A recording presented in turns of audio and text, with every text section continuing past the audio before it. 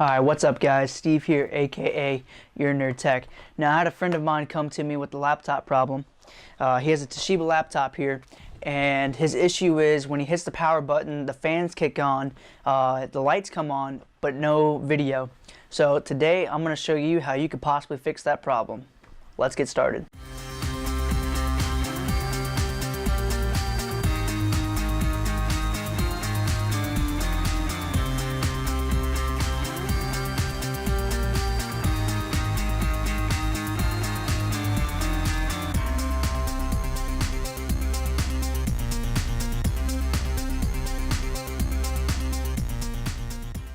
Alright, so let me show you what's going on. So I have the laptop here, and as you can see I have it plugged in through power, so I'm getting a couple lights just telling me, hey, you're plugged in, and hey, we're also charging the battery. But what I'm going to do, I'm going to go ahead and hit the power button. Get the extra light saying it's turning on. And also, if you put your hand by here, I'm getting exhaust from the fan. But I'm getting no video. I did a little bit of pre-diagnosing before I started the video, but I'll go through the rundown with you on what you can do to kind of help pre-diag what's going on.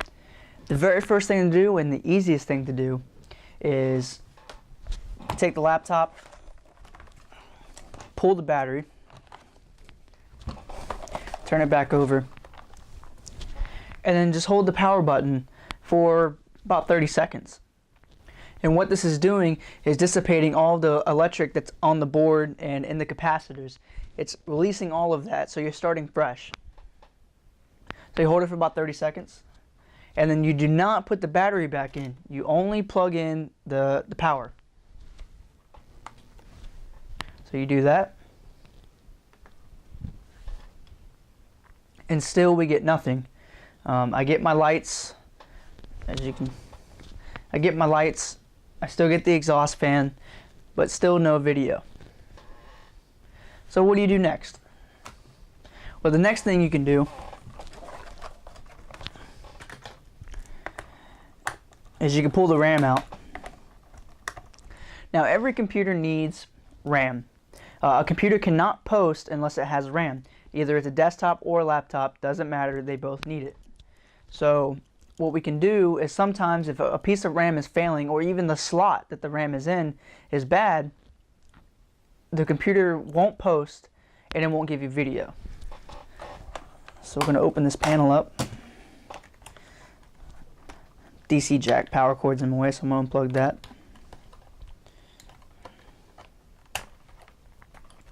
And now I'm just going to unplug or pull out both pieces of RAM. This computer has two. And now we're just going to try it again. Oh, make sure we plug in that DC jack cable. Alright, so now I'm going to plug the computer back in. Still no battery. And the power button. And now I'm getting lights. I'm still getting my exhaust fan, but still no video. And the laptop's not complaining that it doesn't have RAM in it. So that pretty much tells me it's the chipset on the board. Sometimes laptops, they love to overheat, and what it does is it heats the solder up on the chipset, heats it up just enough to where it cracks the solder points, and once it does that, now it's not making full connection. You can repair this. A couple ways to repair it: put it in your oven. I've looked up a couple things about it. People say you take your motherboard and you wrap it in aluminum foil, and then you cut out the slots that need to be exposed to the heat as much as possible. And then you put it in the oven for about 10 to 15 minutes, set to 350 degrees, and then let it sit still in the oven but with the door open for 30 minutes to let it fully cool, and then put it back together and hope for the best. I don't really like that way. The way that I'm going to do it in this video is I'm going to reflow it with a heat gun. I've done quite a few for at my job that way, and I've done just a few at home, and they all seem to be pretty successful. So let's hope for the best for this one, and hopefully we'll get it working. Alright, so what we're going to do, we're going to go ahead and take the laptop apart just to the motherboard. And to do this, I have my iFixit Pro toolkit. You open it up here. You get a 54-bit set, and then you get a couple other tools. Here's all your spudgers and a couple tweezers. And then here's all your metal spudgers. This thing really comes in handy. I'll put a link down in the description below if you'd like to purchase one of these for yourself for any of your future repairs. Alright, so all the screws on the bottom of this laptop are Phillips screwdrivers, so I got my Phillips head screwdriver in there. Let's go ahead and begin.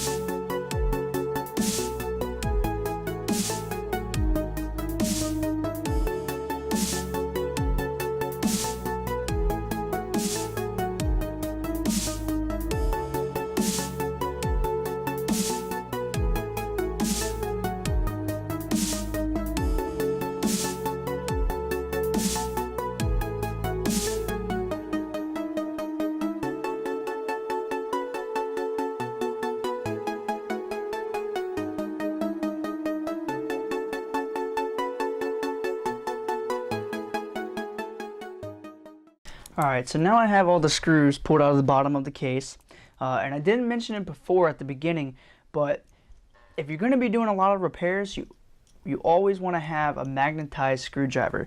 Now, fortunately for me, the iFixit screwdriver is magnetized, so it just makes picking up screws so much easier and getting them out. They can be in tough spots, and you want to try to eliminate the fact of having to beat on the computer to try to get the screw to fall out. So magnetized screwdrivers are the way to go. Alright, so now you want to make sure the cables that are underneath unplugged. So there's the DC jack cable. I unplugged the two Wi-Fi antennas. And now we're going to just go ahead and pull the card out. So it's just two screws. And the card just kind of pops up on its own. And you just pull straight out. At this point, I would normally pull the keyboard up. But on Toshiba's, they add this little plastic piece on top of the keyboard that hides 4 screws that allows us to pull the keyboard up. So we're going to go ahead and remove that plastic piece. I'm just going to use my nylon spudger. You want to be careful prying on this piece. You can break it. And we really don't want to break anything and have to order a new part. So just take your nylon spudger. Just go anywhere on it. Slightly pry up. And it comes right off. Now with that piece removed, let's see if I can show you here. It reveals 4 screws on the laptop. Remove those screws, we can remove the keyboard. Alright, so I'm going to go ahead, I'm going to use my Phillips screwdriver and we're going to remove those 4 screws.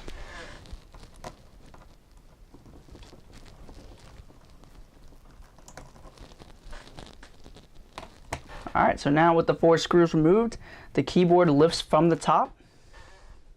Has a couple clips running down both sides, and then there's four straight pieces on this keyboard that go into the bottom of the base. So when you get the side clips removed, you pull towards the screen. You try to pull up, you can bend these tabs or even break the palm rest. We can flip this back, but you want to be careful. You see this cable here, we don't want to break that. This is held in by a ZIF connector. This one is just one of the flip ones. So all you do is just pull the tab straight up, and the cable just pulls right out. Almost appears like we have spill damage on the computer, but I'm not 100% sure. Toshiba likes to put plastic lining over their motherboards. I think that's to try to help prevent water damage if you were to spill something on top of the keyboard. Looks like it could just be some dirt, but we won't know until we get deeper into it. So now that the keyboard's removed, it reveals 1, 2, 3, 4, 5, 6, 7, 8, 9 screws. So we'll go ahead and remove those 9 screws, and then we have the trackpad cable, which is also held on by a flip ZIF connector. And then we have, looks like the speaker cables. That one needs to be unplugged. The two that doesn't need to be unplugged right away is the power button cable and the LCD cable, because those ain't attached to the palm rest. So let's remove those screws and unconnect them connectors and see what kind of damage we're looking at underneath this thing.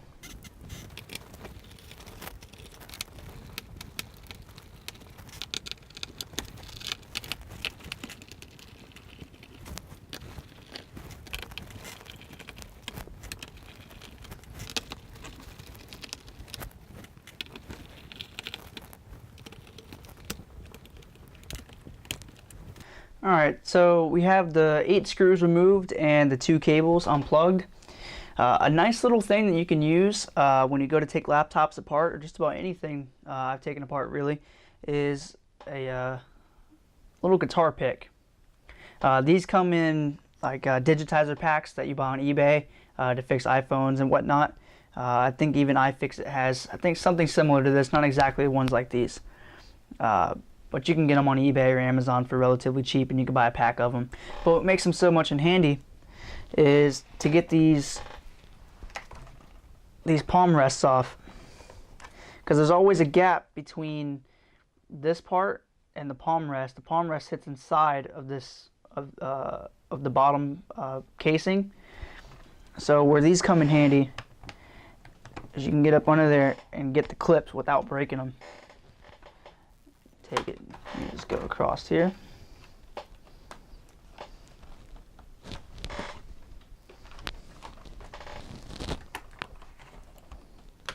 Alright, one tip, there's a thing what you call smart pry, and if it seems like it's tight or that you might have left a screw, you more than likely left a screw. I actually ended up missing a screw and it got a little tight there.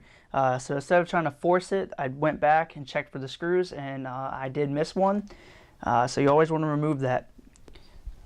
But now with that screw removed and I got the side clips undone, palm rest just lifts right off. Alright, so now here's the 2 connectors I showed you before. We'll go ahead and remove these. We're just about to pull the board out.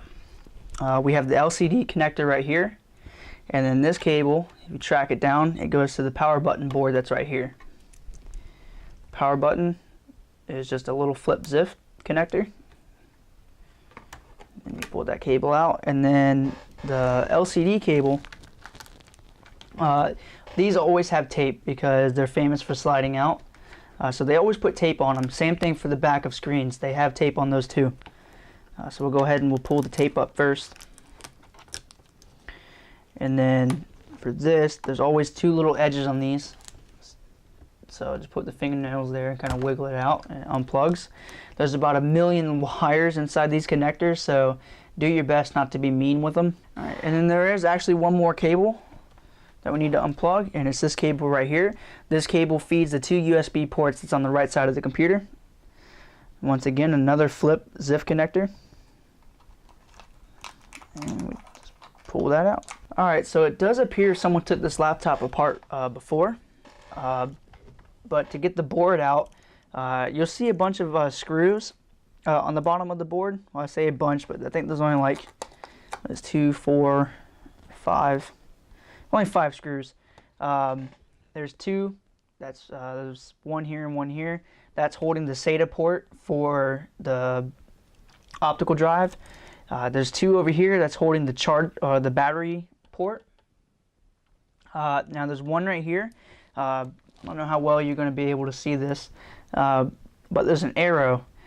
Typically when there's arrows on the board pointing to screws, that means that that is a screw that's holding the board down.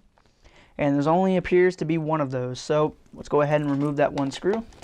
And then usually, because this fan assembly is going to come apart with the board. So when you lift this up, be gentle with this because this is coming with it. But normally there's a screw right here at the top, and it's missing, and that little bracket is broken. Alright, so now with that 1 screw removed, and if there was one on the fan here with that one removed, and all your cables disconnected from the top and the bottom, this board should just come right out. So the way I like to do it is I always want to brace this fan, because you don't want to pull it off because it is connected to your CPU. So what I do is I always keep one hand on the fan, and then the other end just easily pull up. You don't want to be mean with it. And then you have a bunch of ports over here, so the board has to slide out this way. So while bracing that fan and then pulling out, you have a motherboard. Alright, so like I was saying before, it did appear that it looked like there was water damage done to this. But I peeled this back and I looked underneath this plastic, and it looks like it's just the age of the plastic, and then the adhesive that they put on there got loose from the heat, and it just kind of discolored it. I pulled this plastic back. There was no corrosion on the board, so we're good there. So that's a plus. So hopefully we can still reflow this board. Alright, so we have the motherboard here prepped and ready to go. The main chip that we're after is the video chip that's right there. That's the main one we're going to heat up. But when you heat this board up, you don't want to just start hitting that chip, because you're taking the chance of warping the board and then it won't work ever again.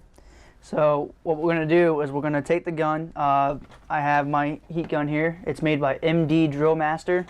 It has two settings. We're going to work on the lowest setting, which heats up to 572 degrees Fahrenheit.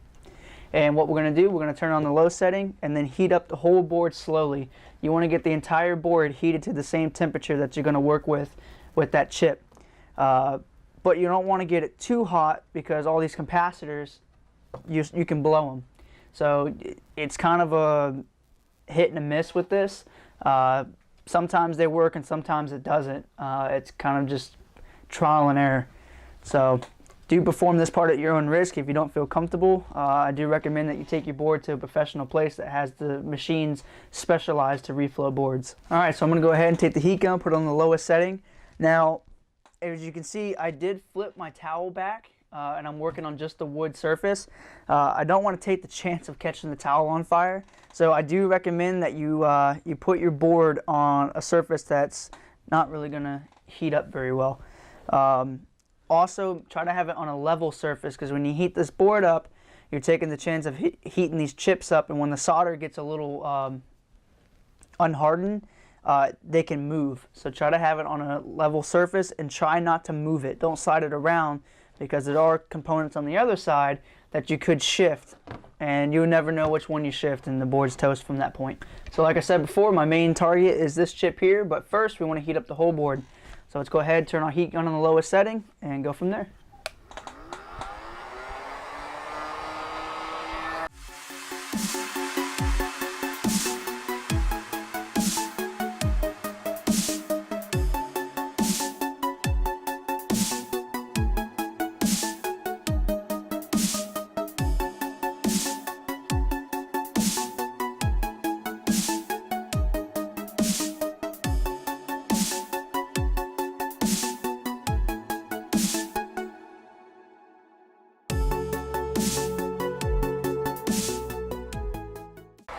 Alright, now I don't want to get the board any hotter than that.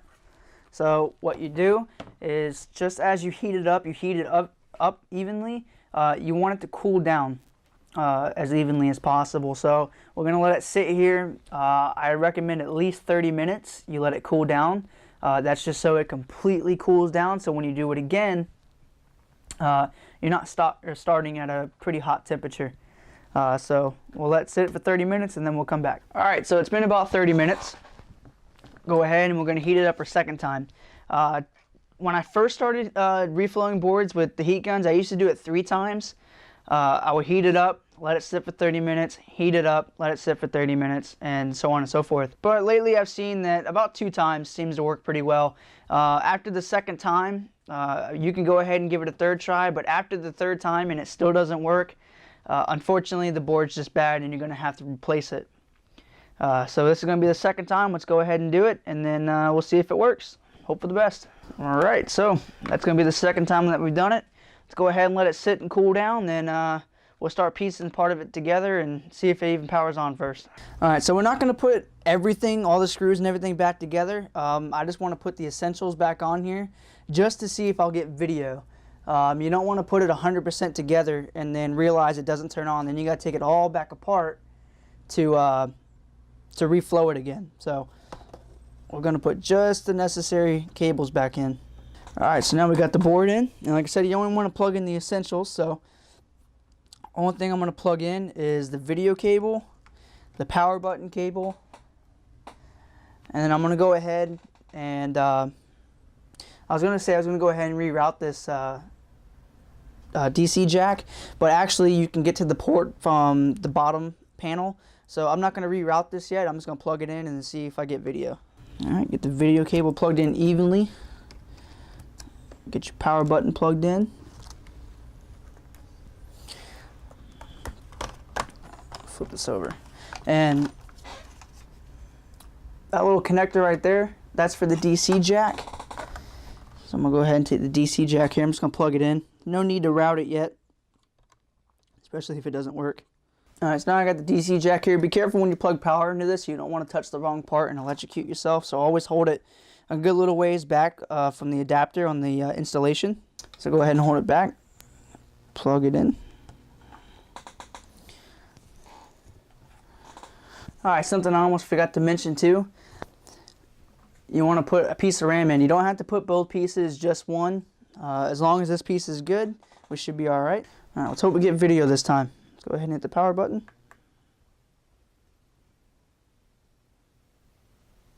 My fan's kicking on. Up. There we go. We have video. Cool. So I'm going to say that's a job well done. Let's go ahead and get this computer reassembled and see if we get a boot up with the hard drive. Alright, so I finally got it all back together. I got the power cable plugged in. As you can see, I have the light saying, hey, I'm plugged in. And I got the orange light saying, hey, I'm charging your battery. So let's go ahead and hit the power button. Hopefully we got everything together. We get lights, fans kicked on, and there's our video. Every once in a while you'll get this this error. It says the firmware has detected that a CMOS battery failure occurred. Press F1 to continue. Typically after you take the CMOS battery out for a while, you'll get this error. It's no big deal. Just hit F1 and continue. Don't have any distortion in the video, so that's a plus. And she's booting into Windows pretty good. Well, that's a pretty good sign for me, though. I do have video and everything's functioning well. So I'm going to say that's a job well done by Nerd Team right there. Alright, so I'm glad the repair went well. Guys, just remember, you're always taking a chance when you're doing repairs like these. You only have about a 50-50 chance that it's going to work or not. Not all the time does it work. I've had a few that I reflowed it quite a few times and still nothing happened. It just happens, guys. You know, either it's going to work or it's not. So just remember that. Also, too, if you don't feel comfortable trying this repair on your own, I do advise that you don't do it, because you actually could just eliminate the chance of it being fixed at all. So if you do want a chance for it to be fixed, but you don't feel comfortable doing it, just take it to your local repair shop, and I'm sure they can help you there. Alright guys, I really hope you enjoyed the video. And if you haven't already, if you could please just take a second and subscribe to my channel. It really does help me out. Also, if you missed last week's video, you can check it out right here. Also, if you want to chat with me, I have links down in the description below to my Facebook. Also, if you want little teasers of the next week's video coming up, you can check me out at Instagram, and I'll be posting pictures throughout the week of the next video coming up. Alright guys, you have a great week, and until next time, and as always, get nerdy.